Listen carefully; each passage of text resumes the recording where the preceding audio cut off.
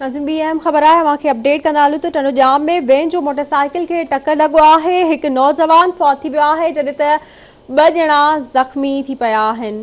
अहम ख़बर आहे अव्हांखे अपडेट कंदा हलूं त टंडोजाम में वैन जो मोटरसाइकिल खे टक्कर लॻो आहे। हिकु नौजवान फौत थी वियो आहे जॾहिं त ॿ ॼणा ज़ख़्मी थी पिया आहिनि। असां अहम ख़बर शेयर पिया कयूं टंडोजाम मां जिथे वैन जो मोटरसाइकिल खे टक्कर लॻो आहे। हिकु नौजवान फौत, 2 ॼणा ज़ख़्मी थिया आहिनि।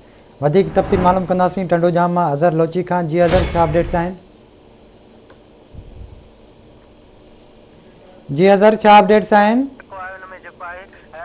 एम्बुलेंस आहे हुनजो मोटरसाइकिल खे टक्कर लॻो आहे जंहिंजे नतीजे में हिकु नौजवान केसाना मोरी वासी इरफान जमाली जेको आहे उहो तॾहिं ते फौत थी वियो आहे। जॾहिं त ॿ नौजवान ज़ख़्मी ॿुधाया था वञनि जंहिंखे सिविल अस्पताल मुंतक़िल कयो आहे। हुननि जी सुञाणप छाकाणि त हालत इंतिहाई सीरियस हुजण करे हुननि खे जेको आहे कयो आहे, पर हिन वक़्तु जेके न्यूट्रन ठाहिया विया आहिनि उहे ग़लति तरीक़े सां ठाहिया विया आहिनि। हिते रोज़ जा जेके हादसा मामूल बणियल आहे हिन वक़्तु बि जेको आहे ट्रैफिक मुअतल रही।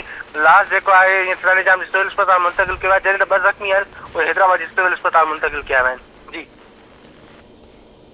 वॾी महिरबानी अव्हांजी अपडेट करण लाइ।